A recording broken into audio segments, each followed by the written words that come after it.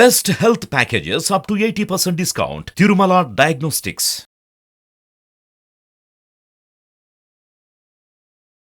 Hi, welcome to our channel. ఈరోజు మనతో పాటు ఉన్నారు శ్రీ లలితాంబ నిలరాజ్ శర్మ గారు. అమావాస్య మీద చాలా అపోహలు అయితే ఉన్నాయి. ఇద్దరు కొడుకులు ఉన్న వాళ్ళు, ఒక కొడుకున్న వాళ్ళు గాజులు వేసుకోవాలని చెప్తున్నారు. సో ఇది ఎంతవరకు నిజం అనేది చెప్పేసి మనం అడిగి తెలుసుకుందాం. నమస్కారం గురువు గారు. నమస్కారం అండి. సుమన్ టీవీ ప్రేక్షకులకందరికీ భోగి, సంక్రాంతి, కనుమ శుభాకాంక్షలు. భక్తులారా, చాలా చాలా అపోహలు, వదంతులు వ్యాపిస్తున్నాయి. ఇప్పుడు వచ్చేటువంటి అమావాస్య, మార్గశిర అమావాస్య చాలా చాలా డేంజర్ అని. ఒక కొడుకున్న వాళ్ళు, ఇద్దరు కొడుకులున్న వాళ్ళు ఎలాంటి ఎవరి దగ్గరైనా సరే కొన్ని డబ్బులు తీసుకొని గాజులు కొనుక్కోవాలి, లేదా ఇతరత్ర ఇంకేదైనా కొనుక్కోవాలి, చెయ్యాలి అని అంటున్నారు. ఇది ఎంత మటుకు కరెక్టు అంటే ఇది కరెక్టు కానే కాదు. ఇవన్నీ కూడా ఊరికే పుకార్లు. లేనిపోని వాళ్ళు ఉంటారు కదా, పని పాట లేని వారు, వాళ్ళంతా లేపినటువంటి పుకారు ఇది. నేను చిన్నప్పటి నుంచి చూస్తూనే ఉన్నాను ఇలాంటి పుకార్లన్నీ కూడా. అలాగే మీరు కూడా చాలామంది కూడా చూస్తూనే ఉన్నారు, ఎంతోమంది కూడా కదా. ఇలాంటి ఎన్నో వచ్చినాయి, ఎన్నో కూడా వెళ్ళిపోయాయి. ఇలాంటి ఏ పుస్తకాలలో, ఏ గ్రంథాలలో, ఏ శాస్త్రాలలో కూడా చెప్పబడలేదు, రాసి ఉంచబడలేదు. ఇవన్నీ పుకార్లు, లేనిపోని వదంతులు. ఇవన్నీ కూడా నమ్మకండి భక్తులారా. రానున్నటువంటి పండుగ అందరూ కూడా సుఖ సంతోషాలతో చేసుకొని చక్కగా రంగరంగ వైభవంగా చేసుకోండి. భోగి, సంక్రాంతి, కనుమ, అలాగే ముక్కనుమ కూడా, ఈ 4 రోజులు కూడా అందరూ కూడా సుఖ సంతోషాలతో ఇంటిల్లి పాది అందరూ కూడా చక్కగా పండుగను చేసుకోండి. వదంతులు, పుకార్లను ఏది కూడా నమ్మరాదు. ఇలాంటి అన్ని కూడా లేనిపోని పని పాట లేని వారు కల్పించేటువంటి అబద్ధాలు. వీటికి మనం తొందరగా కనెక్ట్ అవుతాం. ఎందుకంటే కొడుకులు అనేసరికి కదా, ఒక కొడుకున్నవారు, ఇద్దరు కొడుకులు ఉన్న వారికి అపాయం జరుగుతుంది, ఒక్క కొడుకున్న వారికి అపాయం జరుగుతుండగానే ఇది కొద్దిగా కనెక్ట్ అయిపోతాం. మనం తొందరగా ఆకర్షితులమవుతాం. లేనిపోని లొల్లిలు మనకి ఎందుకు ఇవన్నీ, వాళ్ళు ఎవరు చెప్పిన చేసేద్దాం కదా. 2 గదాలు ఎవరి దగ్గర ఏమైనా డబ్బులు అడుక్కుందాము, ఏదో కొనుక్కుందాం, వేసుకుందాం, గాజులు వేసుకుంటే ఏమైంది, ఏమైంది అని అంటే ఓకే, వాటన్నిటికీ కూడా ఏమి కాదు. కానీ ఇవన్నీ ఏంటంటే పుకార్లు, భయభ్రాంతులకు గురి కావద్దు.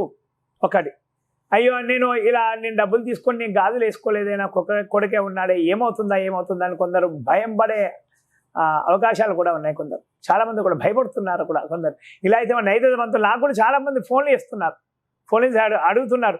ఇలా ఖచ్చితంగా ఒక కొడుకున్న వాళ్ళు, ఇద్దరు కొడుకున్న వాళ్ళ దగ్గర తీసుకోవాలని, లేకుంటే ఇంకో రకంగా ఇంకొకరు ఏదేదో ఏదో సృష్టిస్తున్నారు. అన్నీ కూడా ఇవన్నీ కూడా పుకార్లే. వీటిని నమ్మరాదు, వీటి జోలికి వెళ్ళరాదు. అలా చేయండి భక్తులారా. దీన్ని ఎప్పటికీ కూడా నమ్మాల్సిన అవసరం లేదు. ఎక్కడ పుస్తకాలలో లేదు, శాస్త్రాలలో లేదు. ఎవరు కూడా, ఇంతకుముందు పెద్దవాళ్ళు కూడా ఎవరు కూడా చెప్పలేదు. ఏ బ్రాహ్మణులు కూడా ఎక్కడా కూడా చెప్పలేదు, ఏ పురోహితులు చెప్పలేదు, ఏ అర్చకులు కూడా చెప్పలేదు కదా. ఇదంతా కూడా ఉట్టి పుకార్లు. ఇలాంటి వదంతులు మనం ఎన్నో సంవత్సరాల నుంచి వింటూనే ఉన్నాం. నేనైతే దాదాపు ఒక 50 సంవత్సరాల నుంచి వింటూనే ఉన్నాను. ఇవి చాలామంది కూడా ఇలాగే ఒక కొడుకున్న వాళ్ళు ఇంకొకరింటి దగ్గర వెళ్ళి ఏదో అడుక్కొని చేసి ఇంకేదో కొనుక్కోవడం చేయడము, ఇలాంటి చాలా చాలా మేము చూసేవాళ్ళం. చాలా మాకు ఫన్నీగా అనిపించేవి, ఇవన్నీ కూడా జోక్గా అనిపించేవి. సరే, నేను చాలా సందర్భాలలో నేను చాలామందిని కూడా నేను చూసాను. నన్ను చూసినా కూడా నా వయసును మీరు అంచనా వేయవచ్చు, నా అనుభవాన్ని కూడా మీరు అంచనా వేయవచ్చు కదా. నేను ఎంతోమందిని చూశాను. వాళ్ళందరూ కూడా, నేను చిన్నప్పటి కూడా ఇలాంటి పుకార్లు దాదాపు ఒక 10 నేను ఇప్పటిదాకా చూసి ఉంటాను. నేను అమావాస్యలు వచ్చినప్పుడల్లా కూడా, ఏదో ఒక అమావాస్య ఏదో సంథింగ్ వచ్చినప్పుడల్లా కూడా ఎవరో ఒకరు ఏదో పుకారు పుట్టించేవారు. దానికి అందరు కూడా కనెక్ట్ అయిపోయి భయభ్రాంతులకు గురై ఏవో కొనుక్కోవడం చేయడం ఇలాంటివి చేసేవారు అనమాట.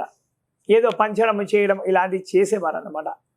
సంక్రాంతి ముందు వచ్చే, లేదా సంక్రాంతి తర్వాత నేను కూడా దీపావళి ముందైనా కానీ అలాంటి ఇలా చేసేవారు. కానీ కొందరు చెయ్యని వాళ్ళు ఉన్నారు, తెలియక వాళ్ళు భయభ్రాంతులకు గురయ్యేవారు. అయ్యో, అమావాస్య వెళ్ళిపోయింది, మేము చేయలేదే, మా కొడుకులకు ఏమన్నా అవుతుందా అని భయభ్రాంతులకు గురైన వాళ్ళు చాలామంది నేను చూశాను అప్పట్లో.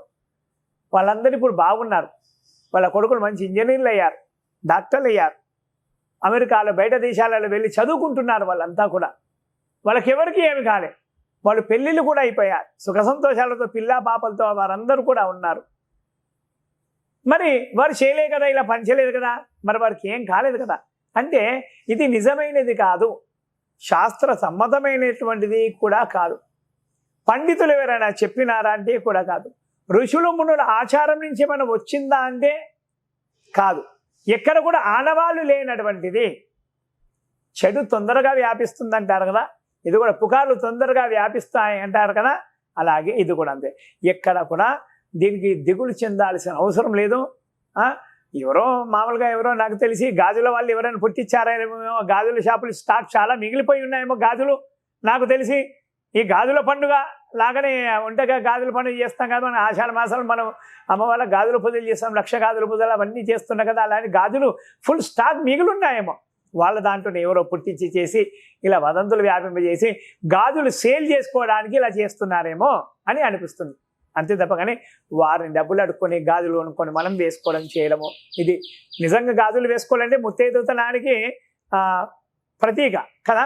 కొడుకుకి ఏం సంబంధం, ఇది భర్తకు సంబంధం కదా. నిజం చెప్పాలంటే గాజులు ఐదుతనానికి ప్రతీక, భర్తకు సంబంధం కదా.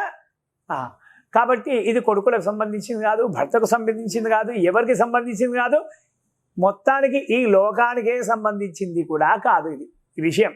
కాబట్టి దీనికి ఎవరు కూడా భయభ్రాంతులకు గురి కావద్దు, ఇలాంటి పనులు ఎవరు కూడా చేయవద్దు. గాజులు వేసుకోమన్నారు, మంచి చక్కగా వేసుకొని మంచి పండుగ నిండుగా గాజులు ఎంత చేతుకుంటే, ఎన్ని ఆభరణాలు నిండుగా ఆడవారుకుంటే అమ్మవారు తను ముట్టిపడుతుంది.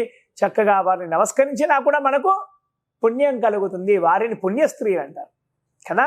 మంచి చక్క వారు నిండుగా కనిపించినారంటే ముత్తైదులకు వారికి నమస్కారం చేసుకున్నా కూడా మనలో ఉన్న సర్వ పాపాలన్నీ కూడా హరించుకుపోతాయి. సో గాజులు వేసుకొని ఆభరణాలు కొనుక్కొని అన్నీ కూడా చక్కగా అలంకారంగా ప్రాయంగా మంచి సుఖ సంతోషాలతో ఉండండి. కానీ ఇలాంటి వదంతులు మాత్రము అస్సలు నమ్మవద్దు, నమ్మాల్సిన అవసరం లేదు.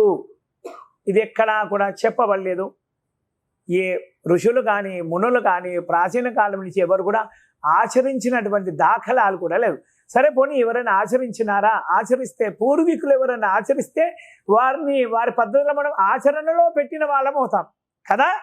మన పూర్వీకులు కూడా ఎవరు కూడా ఈ పద్ధతిని ఆచరించలేదు, మనం ఆచరించాల్సిన అవసరం లేదు.